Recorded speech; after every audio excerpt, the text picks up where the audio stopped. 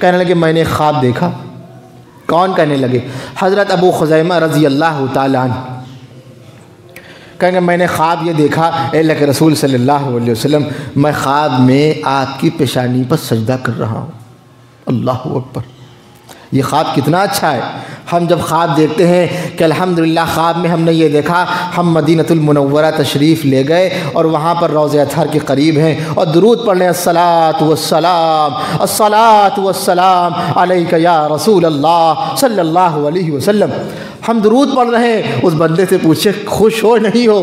کہیں گے تمام دنیا لے لو، تمام چیزیں لے لو، یہ خواب سچا کر دو بس۔ اللہ اکبر!